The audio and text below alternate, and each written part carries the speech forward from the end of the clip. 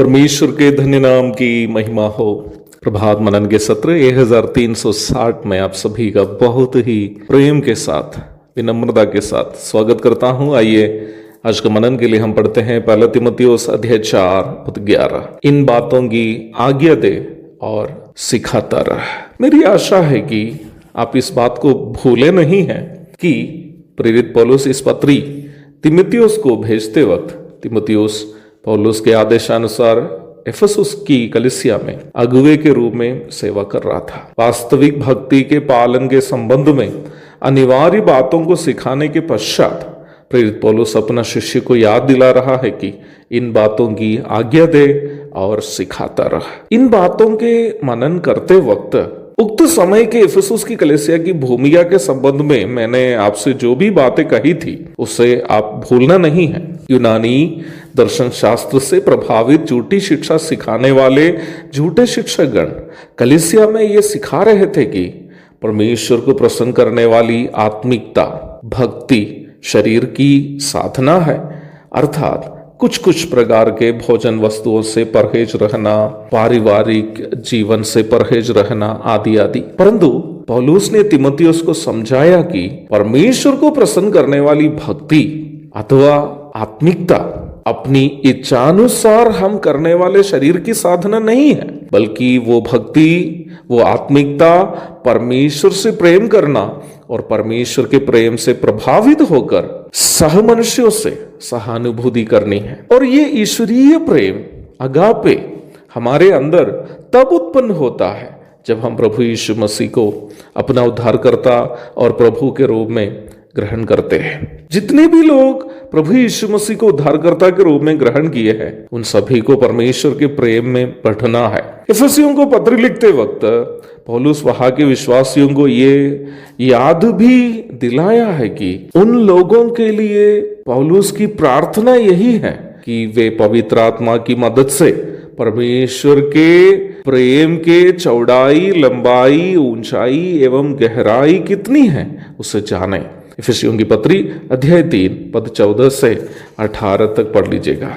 प्रकाशित वाक्य 2:4 में हम देखते हैं कि प्रभु यीशु मसीह भी इफिसियों को डांटते हुए उनको ये याद दिलाता है कि उनकी सारी परेशानियों का मूल कारण यह है कि उन लोगों ने पहला सा प्रेम को छोड़ दिया है। बाइबल सिखाने वाली भक्ति परमेश्वर के प्रेम को पहचान कर परमेश्वर से ही प्रेम करना है। परमेश्वर के प्रेम को पहचान कर परमेश्वर से प्रेम करने की परिभाषा रोमी अध्याय 8 की 37 से 39 तक के पदों में पौलुस अपने ही शब्दों से इस प्रकार कहते हुए हम वहां पढ़ते हैं। परंतु इन सब बातों में हम उसके द्वारा जिसने हमसे प्रेम किया है जीवन से भी बढ़कर है, क्योंकि मैं निश्चय जानता हूं कि न मृत्यु, न जीवन, न स्वर्गदूत, न प्रधानताएं, न वर्तमान, न भविष्य, न सामर्थ्य,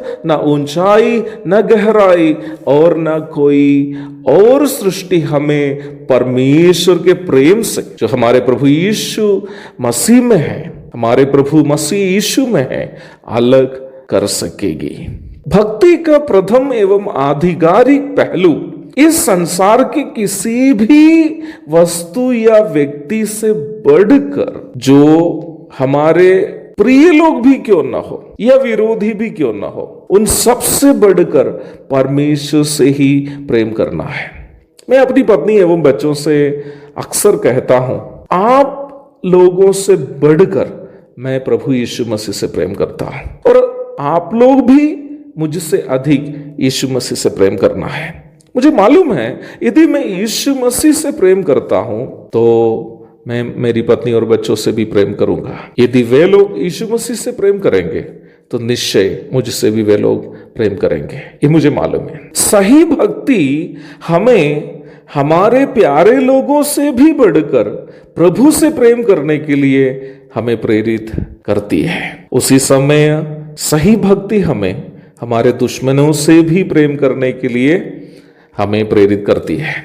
यीशु मसीह के द्वारा बताई गई अच्छे सामरी की घटना में सामरियों से नफरत करने वाले यहूदियों में से एक यहूदी को जो रास्ता के किनारे में अधमरा स्थिति में पड़ा हुआ था, एक सामरी सेवा करते हुए हम देखते हैं। वास्तव में वो सामरी बाइबल सिखाने वाली भक्ति का उत्तम उदाहरण है। उनसे नफरत करने वाला यहूदी समूह का एक यहूदी को वो सामरी सेवा करता है और उनकी जान बचा लेता है। भक्ति का दूसरा पहलू वास्तव में यही है। इफिसुस की कलीसिया में अगुवाई की सेवा करते वक्त प्रेरित यूहन्ना अपनी पहली पत्री के द्वारा यही सच्चाई को इफिसियों को समझाने की कोशिश कर रहा है। यदि आप वास्तव में परमेश्वर से प्रेम करते हैं तो आप यहाँ तक आपके दुश्मन से भी नफरत नहीं कर पाएंगे। वास्तव में उद्धार पाए हुए एक व्यक्ति की पहचान यही है। पहले यूहन्ना 3 की 10, 16, 17 और अध्याय 4 की 20 और 21 पढ़िएगा।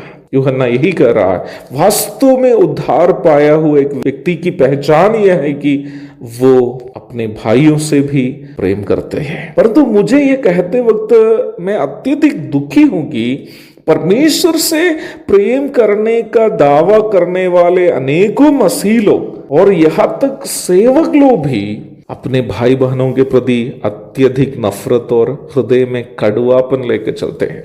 मौका मिलने की देरी है, जहरीले शाम के समान नफरत भरे शब्दों से ढसने के लिए उड़ जाते हैं। मुझसे भी नफरत करने वाले कोई ऐसा है। मैंने बिना गलती उनसे किए हुए भी उनसे माफी मांगी। इस लॉकडाउन के समय भी जब मेरा कोई मित्र ने मुझसे कहा कि फलाना भाई आर्थिक संकट में है, मैंने हर संभव कोशिश की कि उनसे प्रेम प्रकट कर ताकि मुझसे उनका जो नफरत है खत्म हो जाए। और मैं उनके साथ भलाई करते हुए इंतजार करता रहा कि मुझसे उनका नफरत समाप्त हो जाए। परंतु बाइबल में बताया गया कड़वापन शब्द का तीव्रता मैंने पहली बार उनमें देखा। वक्त मिलते ही मुझे ढसने के लिए वो खड़ा हो गया। मुझे इस बात पर ज्यादा तकलीफ नहीं है कि उनका नफरत मुझसे समाप्त नहीं हो रहा है। मुझे इस बात की चिंता है कि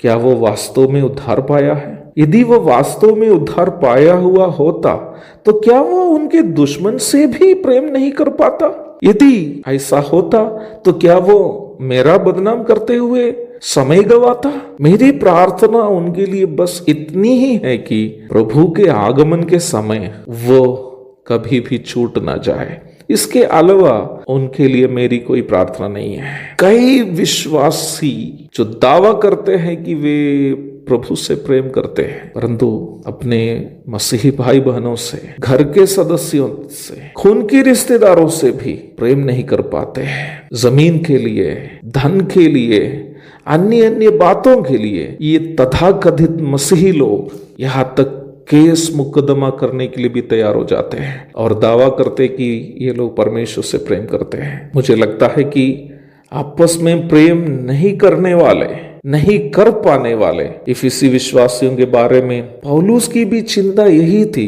कि क्या वास्तव में ये लोग उद्धार पाए कि नहीं। क्या प्रभु के आगमन में वे लोग प्रभु के संग जा पाएंगे कि नहीं। ये मेरी सोच है। इसलिए वो तीमुथियुस को आदेश दे रहा है, इन बातों की आज्ञा दे और सिखाता रह। किन बातों की? वास्तविक भक्ति, परमेश्वर से सर्वाधिक प्रेम करना, इस संसार की किसी भी वस्तु और व्यक्ति से बढ़कर परमेश्वर से प्रेम करना और परमेश्वर के प्रेम से प्रभावित होकर सह मनुष्यों से सहानुभूति करनी है। यही है वास्तविक भक्ति, यही है वास्तविक आत्मिकता, यही है उद्धार पाए हुए व्यक्ति की सही पहचान, जिससे प्रभु प्रसन्न होता है। एक और शुभ दिन की धन्य कामनाओं के साथ आज का मनन का मैं पूर्ण विराम करता हूं। प्रभु आप सबको एक सही उद्धार की पहचान दिखाते हुए जीने के लिए मदद करे। आमीन। मारानाथा।